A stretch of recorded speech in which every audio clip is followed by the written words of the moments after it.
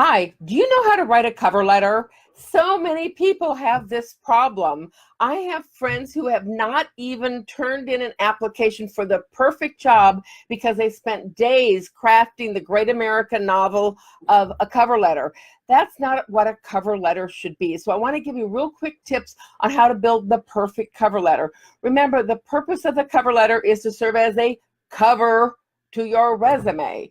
It's to give the reader just enough information as a teaser ad, like a print ad, just a teaser to say, let me find out more, and to flip over and read your resume.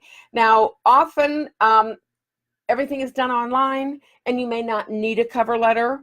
They may ask you to send in a cover letter, an additional letter telling you why you want this job. But if you're cold calling or if you're initiating a correspondence with somebody, you need to learn the principles of a powerful cover letter. And a cover letter, excuse me, in my mind, a cover letter is the exact same thing as an elevator pitch in writing. Okay, I've taught you how to do an elevator pitch. An elevator pitch has 4 parts, and your cover letter should have the same 4 parts. And it should be half a page, 3/4 of a page, should never be more than 2 pages. And remember, it's about them, not about you. You're going to tell the reader, the employer, what you can do for them and not what you want out of this relationship. So it's real simple. 4 parts of your elevator pitch cover letter. The first one is you introduce yourself and how the job that you're applying for and how you find it, perhaps. It could be, I'm Diane Huth. I'm applying for the job of Vice President of Marketing of XYZ company. I was referred to you by my friend so-and-so, or I met your CEO at a meeting, or I found this job online posted on Indeed, job number XYZ. Okay, so you just introduce yourself and what job you're applying for and how you got there, okay? The second part is what I do and what I can do for you. And so you want to summarize very quickly how you match their criteria. Now, when they've got a job, they're going to say, my job criteria is I want someone who can be this much education, this much experience, this many skills, this many things, and I want, this is the job, and this is the skill set of the person I want.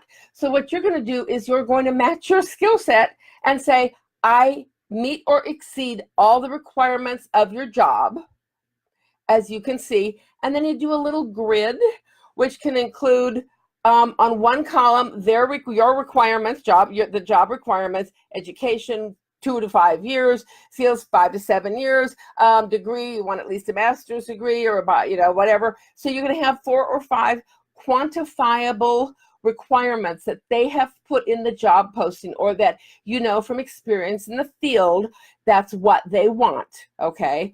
And then next to it, on this little 2-column grid, you're going to put your requirements. I have 7 years. I have experience doing this. I have a master's degree. I have whatever the credentials is. So you've got their minimum requirements and how you meet or exceed those key requirements. And it's a little grid with 5, 4, 8, whatever, just few columns, 2 columns, and with a couple rows that say, this is what you said you want, I've got it.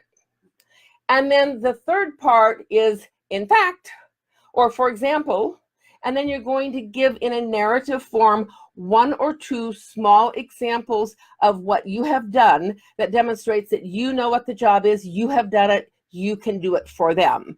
So you can say, in fact, just like you do with an elevator pitch. In fact, I have built this kind of a distribution network, or I have worked in 14 different companies, or in fact, I have spearheaded a product introduction or whatever, and you give an example, maximum 2 examples that showcases that you can do what they said in their job description they want.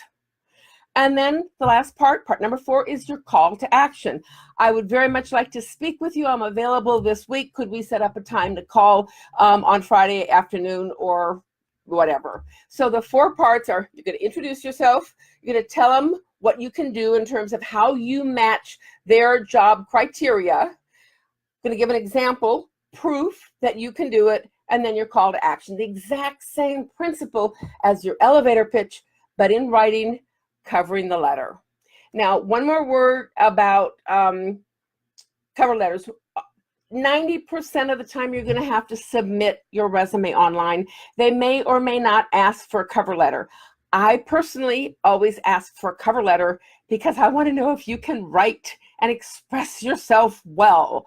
So I'm going to ask you to say, please attach a cover letter that explains why you want this job. And then we go back to the why. You have to know your why and how you can express your why.